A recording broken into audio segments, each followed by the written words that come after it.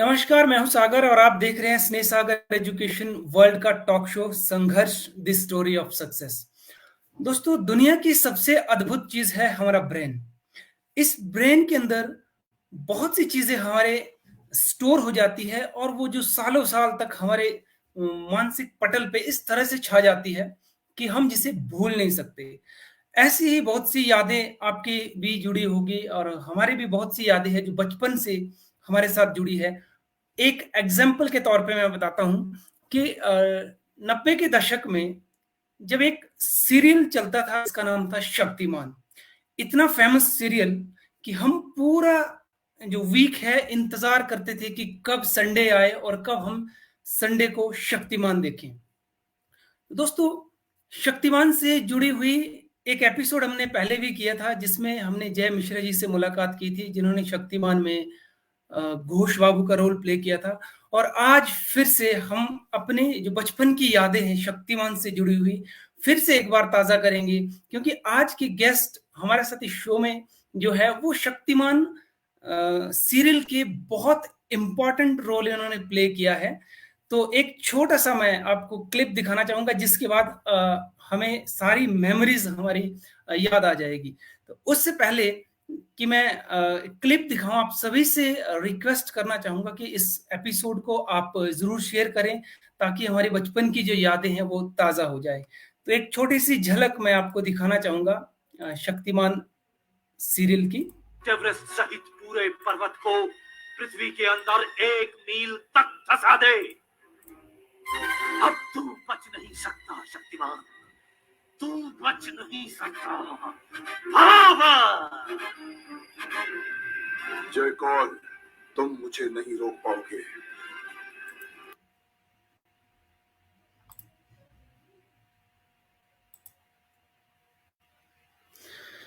तो ये तो थी शक्तिमान से जुड़ी हुई एक झलक, जिसे देख करके मुझे उम्मीद है कि हमें अपना जो बचपन के वो दिन है वो याद आ जाएंगे। जी हाँ, आज के इस एपिसोड में हमारे साथ होंगे जिन्होंने शक्तिमान में जयकौल का रोल प्ले किया था, ललित प्रेमो जी। तो चलिए स्वागत करते हैं आज के इस शो में हमारे आज के गेस्ट ललित प्रेमो जी। सर नमस्कार।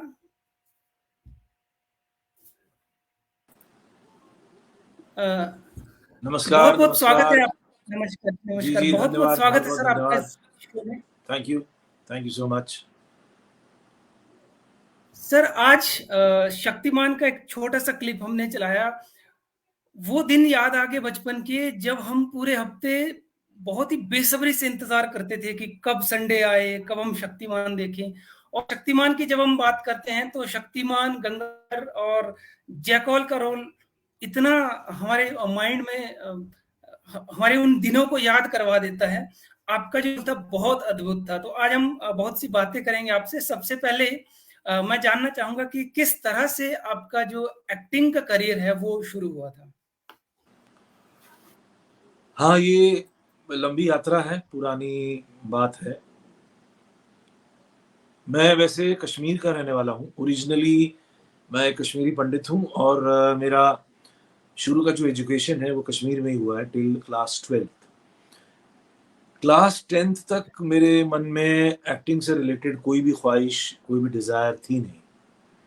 10th के बाद 11th और 12th क्लास में मेरे अंदर बहुत स्ट्रॉन्ग तरीके से एक्टिंग के प्रति एक आकर्षण पैदा हुआ। उसकी वजह थी कि मैं बहुत ज़्यादा फिल्में देखने लगा था और ख़ासकर मिस्टर अमिताभ बच्चन की फिल्में पसंद करता था। हमारे सभी साथी पसंद करते थे। तो धीरे धीरे मुझे पता नहीं क्यों ऐसा लगने लगा कि मैं भी ऐसा कर सकता हूँ। इसके पीछे कोई और विचार था नहीं, बस ये था कि मुझे ऐसा करना चाहिए, मैं ऐसा कर सकता हूँ। तो एक छोटे शहर में रहने वाला 11th और 12th में पढ़ने वाला लड़का अपने लेवल पे लोकल थिएटर ग्रुप से ही संपर्क कर सकता है, तो मैंने वही किया। पर मुझे कश्मीर में जो थिएटर ग्रुप थे वो ज़्यादातर कश्मीरी भाषा में काम करते थे, पर मुझे हिंदी में नाटक करना था। फिर मैंने हिंदी नाटक के बारे में पता किया तो पता चला कि दिल्ली में अच्छा हिंदी नाटक होता है, दिल्ली में नेशनल स्कूल ऑफ ड्रामा भी है। तो मैंने ये सोचा कि 12th करने के बाद मैं दिल्ली चला जाता हूँ, वहीं से यूनिवर्सिटी में पढ़ाई करता हूँ और साथ में नाटक के बारे में जानकारी हासिल करते हुए नाट्य ग्रुप को ज्वाइन करता हूँ। तो वही मैंने किया। 82 की बात है, मेरा 12th हुआ, फिर मैं दिल्ली आया, रामजिस कॉलेज में मैंने एडमिशन लिया, और साथ ही साथ मैं मंडी हाउस में जा जाकर लोगों से मिलता था, और धीरे धीरे पहले छोटे ग्रुप, फिर बड़े ग्रुप, फिर और अच्छे ग्रुप, ऐसे ग्रुप्स में काम करता रहा। तो शुरू के 4 साल यानी 82, 83 से लेके 87, 88 तक मैंने सिर्फ थिएटर में काम किया है, और साथ ही साथ फिर मैंने रेडियो और टेलीविज़न की तरफ भी अपना रुख किया। तो मैं दिल्ली में ऑल इंडिया रेडियो का one of the good actors के रूप में गिना जाने लगा था। फिर दूरदर्शन का भी मैं काम करता था। फिर जब 85, 86 से ये प्राइवेट चैनल्स, ये प्राइवेट प्रोड्यूसर्स आए दूरदर्शन में हम लोग के टाइम से, तब हम और हमारे जितने भी साथी एक्टर थे वो सब इन प्राइवेट प्रोड्यूसर्स से मिलते थे और ऑडिशन देकर अपना रोल के लिए बात करते थे। तो 86 में सबसे पहला टीवी शो मैंने किया था पुलिस फाइल से, फिर उसके बाद स्पेस सिटी सिग्मा, फिर मैला आंचल, हिमालय दर्शन, अभी नहीं, हजार घोड़ों का सवार, ऐसे ढेर सारे टीवी शोज मैंने DD1 के टीवी शोज दिल्ली में रहते हुए किए थे। फिर 92 में मैं दिल्ली से मुंबई आया, चूंकि मुंबई आना ही था, ये तो दिमाग में था ही कि एक दिन मुंबई की तरफ जाना ही है। तो अपना सारा इंतज़ाम करते हुए, अपनी सारी अरेंजमेंट्स देखते हुए मैं बॉम्बे की तरफ शिफ्ट हुआ 92 में। लकीली उन दिनों मुंबई में प्राइवेट टीवी चैनल्स, यानी ये जो सैटेलाइट टीवी जिसे कहते हैं, सैटेलाइट चैनल्स, इसका दौर शुरू हो ही गया था। 92 में जी टीवी आया था, मैं भी 92 में पहुंचा और मेरे साथ सामने ही जी टीवी लॉन्च हुआ था। तो फिर जी के बाद सोनी के साथ साथ स्टार, फिर ढेर सारे चैनल्स आते गए। आज आपके सामने ढेर सारे चैनल्स हैं। तो 93, 94 से मैं सैटेलाइट टीवीज़ में भी काम करता रहा और अपनी आजीविका मेरी टीवी शो से ही चलती थी। फिर साथ में फिल्मों में भी काम करता रहा और ये सिलसिला अभी तक चल रहा है। तो मैंने अभी तक 100 के आसपास टीवी फिल्में और फीचर फिल्में और टीवी शोज किए होंगे, और 25 के आसपास फीचर फिल्म्स की होंगी, और 10 के आसपास वेब सीरीज की होंगी।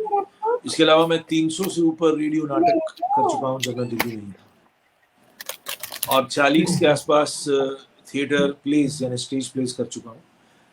बॉम्बे आने के बाद तो मैंने, हाँ बोलिए जी, तो शक्तिमान में किस तरह से आपकी एंट्री हुई? शक्तिमान शुरू हुआ है 97, 98 में जी, और उन दिनों मैं टीवी शोज तो कर ही रहा था। बॉम्बे में मेरा एक नाम हो ही गया था।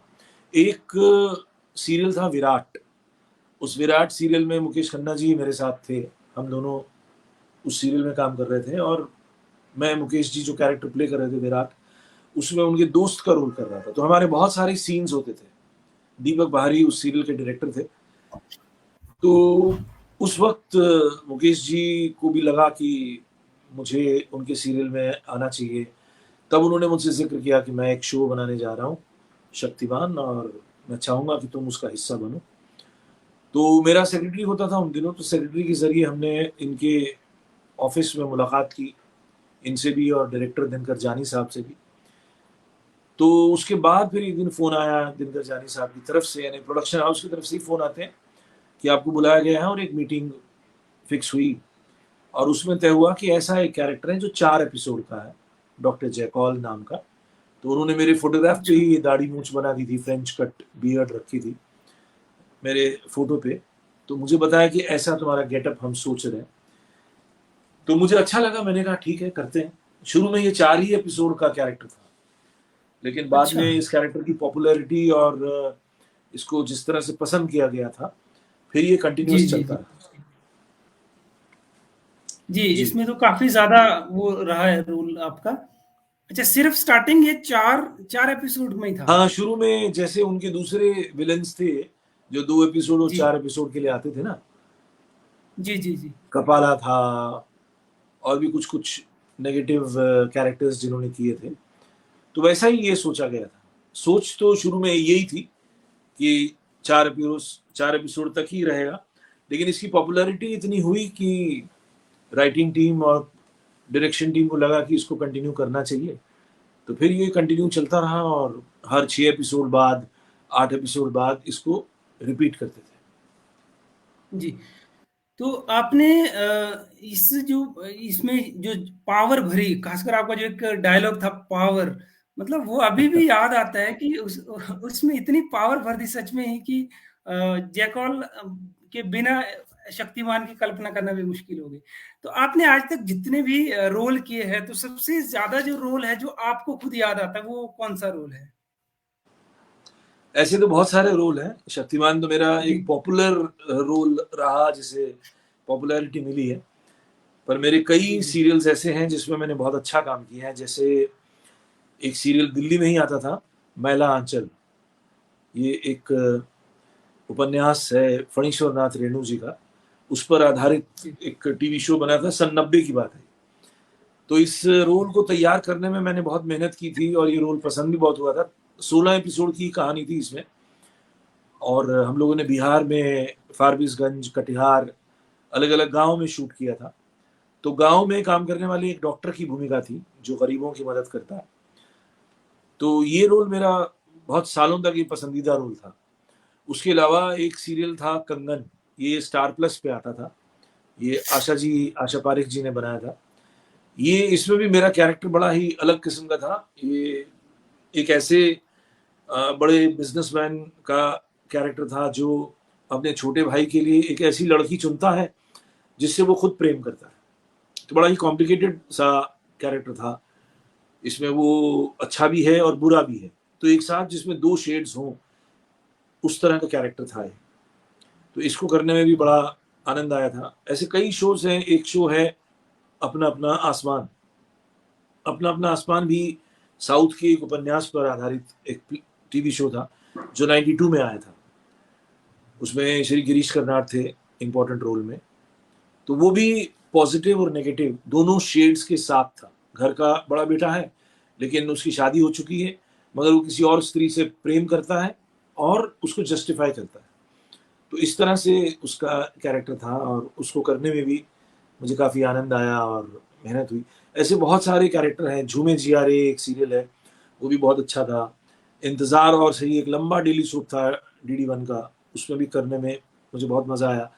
शाकालाका बूम बूम में मेरा बहुत अलग कैरेक्टर था, वो काफ़ी पसंद आया। स्टार वन एक शो था, स्टार वन एक चैनल है, उसमें रीमिक्स करके एक शो आता था, 2004-2005 की बात है। उसमें भी मेरा रोल काफ़ी अच्छा प्रिंसिपल का रोल था, जिसके डबल शीट्स थे। जिन कैरेक्टर्स की ज़्यादा बारीकियाँ होती हैं उनको प्ले करने में वैसे ही मज़ा आता है।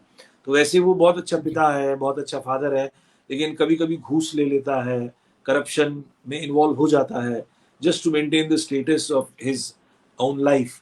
तो इस तरह का वो प्रिंसिपल था। हालांकि है बहुत कड़ा बच्चों के साथ, लेकिन खुद उसके जीवन में कई बार कॉम्प्रोमाइजेस हो जाते थे। तो इस तरह का वो रोल था जिसे करने में मजा आया। तो ये सब है, और भी है। स्पर्श एक एहसास, एक 26 एपिसोड का सहारा टीवी के लिए बना था शो, वो भी बहुत पसंदीदा कैरेक्टर है मेरा। तो ऐसे तो हैं, कई सारे रूल्स हैं। तो नाटकों के अलावा सर आपने फिल्मों में भी काम किया है? जी जी जी, कई सारी फिल्में आई है मेरी। संशोधन शुरुआती दिनों की फिल्म थी। हैदर एक बहुत चर्चित फिल्म रही जिसमें मेरा एक नेगेटिव रोल था। एजेंट विनोद एक फिल्म है, कठोर एक फिल्म है, उसके अलावा कांचली एक फिल्म है, पंचलेट एक फिल्म है, व्हाट विल पीपल से, ये एक नॉर्वे और इंडिया के कोलैबोरेशन में बनी एक फिल्म है। हाल ही में अभी फिल्म की मैंने लफ्जों में प्यार, बागपत का दुल्हा, ये एक फिल्म है। तो फिल्में हैं उस तरह से काफ़ी सारी। मुबारका जो अनिल कपूर और अर्जुन कपूर जिसमें थे, वो फिल्म भी है एक फिल्म। जी। तो इसके अलावा जहाँ तक मुझे जानकारी है, आपने एक बुक भी लिखी है। जी जी जी, तो मैं वो बुक मनुष्य हूँ। किस बेस पे? मैं मनुष्य हूँ। हाँ देखिए, मेरा, आप मेरे बारे में, मेरा जो दूसरा पक्ष है उसके बारे में शायद आप नहीं जानते। मैं एक्टर की जर्नी के साथ साथ पैरेलल मेरा इंटरेस्ट, जब मैं 26-27 साल का था तब से मेरा इंटरेस्ट योग में, दर्शन में, साधना में, धर्म में, अध्यात्म में रहा है। और मैं अलग अलग स्कूल से दीक्षित हुआ हूँ, शिक्षित हुआ हूँ इन स्पिरिचुअलिटी। मेरा काफ़ी अंदर से एक रुझान क्यों था, कैसे हुआ, ये मुझे भी नहीं पता, बट हुआ। 26-27 साल की उम्र से हुआ। और मैं हमेशा बहुत सारे स्कूल्स, बहुत सारे आश्रमों में गुरु लोगों से मिलता था, उनसे संपर्क करता था। फिर धीरे धीरे मैं एक सिस्टम में सेट हो गया। मैंने दीक्षा ली। एक खास गुरु हैं श्री श्री आनंद मूर्ति जी, तो उनके साधना पद्धति और उनके संघ के जो सन्यासी लोग हैं, उनसे मैंने ट्रेनिंग हासिल की और ये मेरा काम पैरेलल चलता रहा। तो धीरे धीरे जब काफी वक्त हो गया, मुझे ऐसा लगा कि लोग तो साधना आसानी से सीख नहीं सकते हैं। ये जो बहुत डीप मेडिटेशन की प्रैक्टिसेस हैं, ये आम जनमानस कर नहीं सकता। कुछ ऐसा होना चाहिए कि आम जनमानस के लिए भी कोई ऐसे तरीके होने चाहिए। तो बेसिकली तो जब हम साधना मार्ग पे आगे बढ़ते हैं तो हम एक बात सीखते हैं कि कैसे हम अपने मन को नियंत्रित करें और कैसे मन की जो नेगेटिव एनर्जी है उसको कैसे पॉजिटिव एनर्जी में ट्रांसफॉर्म करें। ये बेसिक बात है मन को स्वस्थ रखने के लिए। फिर उसके बाद जो भी साधनाएं हैं जिसमें कुंडलिनी जागरण की बातें हैं, वो अलग चीज़ है, वो हायर साधना है। तो मैंने अपने एक्टर के काम करते हुए, एक्टिंग का काम करते हुए ये पाया कि एक्टिंग में भी एक योगिक क्रिया है, एक्टिंग भी एक थेरेपी है, अगर उसको उस नज़र से देखें तो। जब आप मंच पर परफॉर्म करते हैं या जब आप कैमरे के सामने एक्ट करते हैं, कोई रोल करते हैं, तो आप हमेशा संवाद बोलते हैं और उसमें कभी कभी आप गुस्सा करते हैं, प्यार करते हैं, दुखी होते हैं, तो आपके अंदर से जो आपके अंदर भी कुछ नेगेटिव एनर्जी है वो निकल जाती है, वो रिलीज हो जाती है। तो एक कैथारसिस की भावना आती है, मतलब आपको अच्छा लगता है। दरअसल जब भी व्यक्ति अपने अंदर का गुस्सा या अंदर का दुख या अंदर का घृणा बाहर निकालता है तो वो रिलीव्ड फील करता है। और अगर आप उसको प्रोफेशनली करते हैं तो आपको पैसे भी मिलते हैं, वाहवाही भी मिलती है, तारीफ भी मिलती है, लोग ऑटोग्राफ साइन करते हैं, अखबारों में चर्चा होती है, यूट्यूब और फेसबुक में इंटरव्यूज आते हैं। ये आपके अंदर की भड़ास निकालने से मिल जाता है। आप इसको जरा इस तरह से देखिए। तो एक्टिंग का काम दरअसल थोड़ा सा आपको हील भी करता है। ये मैंने डिस्कवर किया अपने जर्नी में। तो मैंने सोचा अगर हम इस तरह से आम आदमी के लिए भी एक सिस्टम बनाए जहां वो अपने मन के दबे हुए भावनाओं को, खासकर एंगर है, हेट है, जेलसी है, फियर है, इन सबको अगर वो एक्सप्रेस करे, बाहर निकाले, तो वो भी थोड़ा सा बेहतर फील कर सकता है, उसकी भी हीलिंग हो सकती है। तो मैंने इस विचार पर काम करते हुए एक सिस्टम डेवलप किया, उसका मैंने नाम दिया अभिनय योग। तो अभिनय योग में बुनियादी बात क्या है? मोनोलॉग्स हैं और सीन्स हैं। और सीन्स कैसे हैं? पहले नेगेटिव है फिर पॉजिटिव है। मोनोलॉग्स भी ऐसे ही है, पहले नेगेटिव है फिर पॉजिटिव है। जैसे पहले नेगेटिव मोनोलॉग आपने किया एंगर का, फिर उसका पॉजिटिव मोनोलॉग आपने उसके ऊपर बाद में कर दिया, उसको रिप्लेस कर दिया। तो एक तरफ आपने नेगेटिविटी बाहर निकाली, फिर पॉजिटिविटी का उसके ऊपर एक रिप्लेसमेंट लगा दिया। तो इस सिस्टम को मैंने बनाया और अभिनय योग मैंने नाम दिया। तो इसी अभिनय योग की विचार पर वो पुस्तक मैं मनुष्य हूं मैंने लिखी, जिसमें ढेर सारे मोनोलॉग्स हैं और ढेर सारे सीन हैं, नेगेटिव पॉजिटिव, और एक सूत्रधार के माध्यम से इस बात को कही जाती है।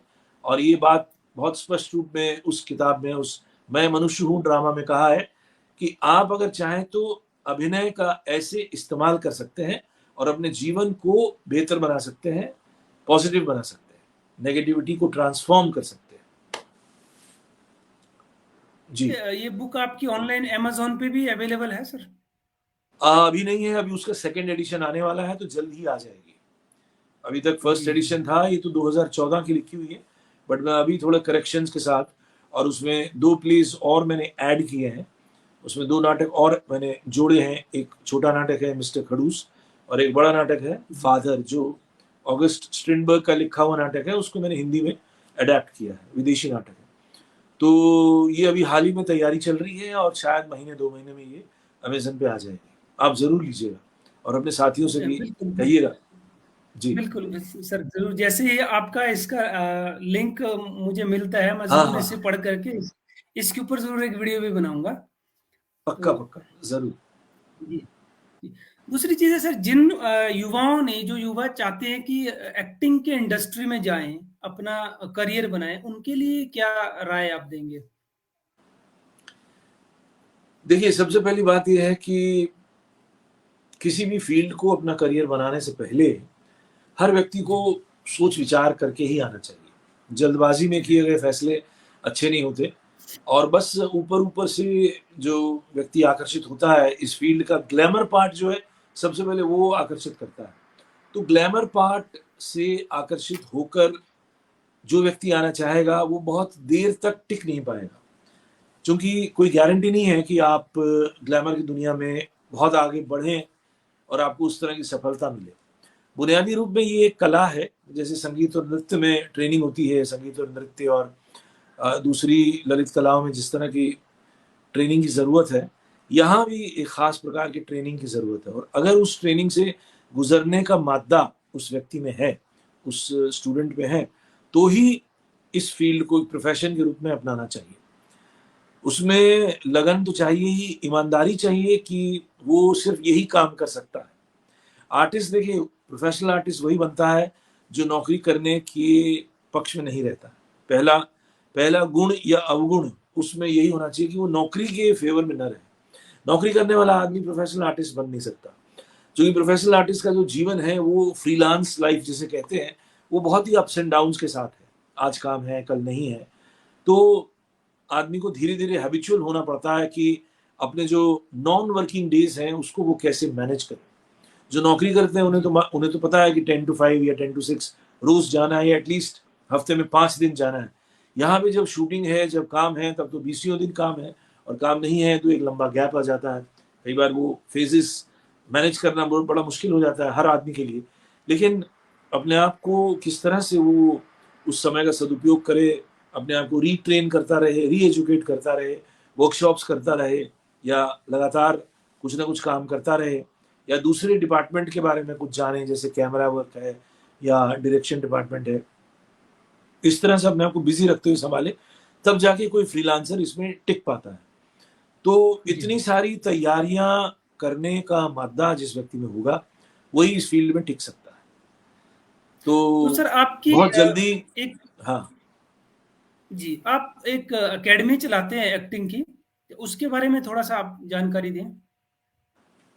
हाँ, देखिए ये भी ख़्याल मुझे 2010 के आस-पास आया था और उसके पीछे जो वजह थी वो थी कि मैंने बम्बई में बहुत लोगों को, नए लोगों को, जो कई बार हम सीरियल्स में काम करते थे और नए लोगों को देखते थे और उनसे पूछते थे कि वो कहाँ से सीखे हैं, तो बताते थे कि यहाँ से 3 लाख रुपया, 5 लाख रुपया, कुछ लोगों ने तो 20-25 लाख रुपया खर्च करके सीखा, लेकिन वो ठीक से लाइनें बोल नहीं पाते थे। तो मेरे मन में वहाँ ये ख़्याल आया कि क्यों ना मैं गुमराह होने से लोगों को बचा लूँ। एक जी, नोबल थॉट आया और साथ में चूँकि टीचिंग का थोड़ा शौक मुझे शुरू से ही रहा है, दिल्ली के टाइम से भी रहा है। मेरे पास अपना एक थिएटर ग्रुप था जहाँ पे मैं डायरेक्ट और टीच करता था यंगस्टर्स को। तो मैंने सोचा कि मेरे पास जो खाली वक़्त रहेगा उसका मैं सदुपयोग इस तरह से करूँगा। और साथ में चूँकि मेरी स्पिरिचुअल ट्रेनिंग हुई थी और मेरा जो लाइफ़स्टाइल था वो बहुत चेंज हो गया था। अभी भी चेंज्ड ही है कि मतलब नाइट लाइफ़ ख़त्म हो गई थी, पार्टियों में जाना बंद हो गया था, जल्दी सो जाता था, जल्दी उठता था और शूटिंग के अलावा मैं कहीं किसी से मिलता-जुलता नहीं था। तो मेरे पास फिर भी 10-15 दिन खाली रहते थे। तो अगर हम महीने में 10-15 दिन शूट कर रहे हैं और बाकी 10-15 दिन आप जो है ज़्यादा लोगों से नहीं मिल रहे हैं, तो आप कुछ तो करेंगे। तो मैंने यही सोचा कि मैं एक्टिंग क्लासेस या एक्टिंग वर्कशॉप्स ऑर्गेनाइज़ करना शुरू करता हूँ और धीरे-धीरे लोगों को उससे कनेक्ट करूँगा और तब तक मैंने ये सिस्टम भी डेवलप किया था, अभिनय योग जिसे मैं कहता हूँ। तो मैं जा-जा के कॉलेजेस में, मैनेजमेंट इंस्टीट्यूट्स में, स्कूल्स में पहले 2 दिन की वर्कशॉप, 5 दिन की वर्कशॉप, फिर 10 दिन की वर्कशॉप, फिर जब ऑनलाइन कल्चर शुरू हुआ तो ऑनलाइन वर्कशॉप, इस तरह से करता रहा हूँ।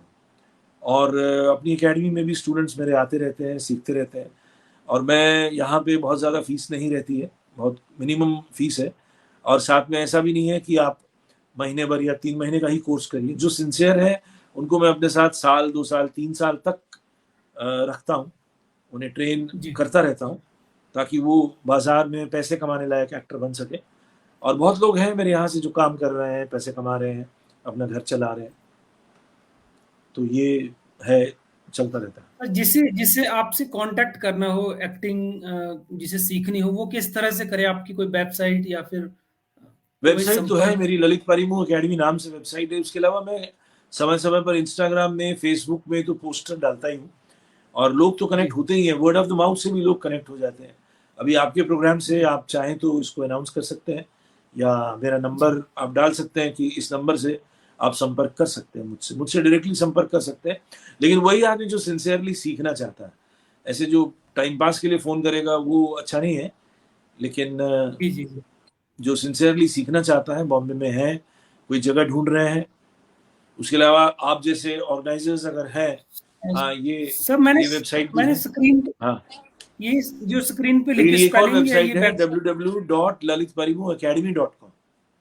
ये तो मेरी पर्सनल वेबसाइट है, lalitparimuacademy.com।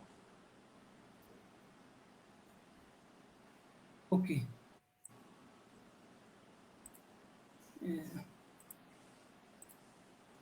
ये अब ठीक है सर? जी जी जी, करेक्ट।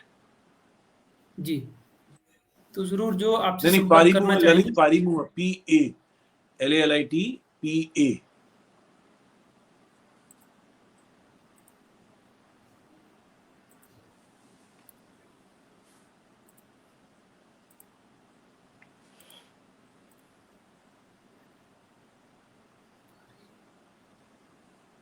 जी बिल्कुल। चलिए, मैं बाकी डिस्क्रिप्शन में मैं बाद में इसमें आपका सारा डिटेल डाल दूंगा, ताकि अगर किसी को संपर्क करना है तो जरूर वो एक्टिंग सीखे, क्योंकि आप एक ऐसे इंसान हैं जो स्पिरिचुअल है। क्योंकि सबसे बड़ी बात आपने यही कही कि सिर्फ पैसे के लिए आप ये काम नहीं कर रहे हैं, ये एक हेल्प आप लोगों की कर रहे हैं। ये बहुत अच्छी बात लगी सर। इसके अलावा कोई ऐसी याद, खासकर जो शक्तिमान से जुड़ी हो, क्योंकि शक्तिमान हमारे बहुत दिल के करीब रहा है, ऐसी कोई यादें, एक याद जो आप शेयर करना शक्तिमान चाहो? में तो बहुत सारी यादें हैं। शक्तिमान करीब 7-8 साल सीरियल चला है, और हमें उस वक्त एहसास नहीं था कि शक्तिमान इतना पॉपुलर है।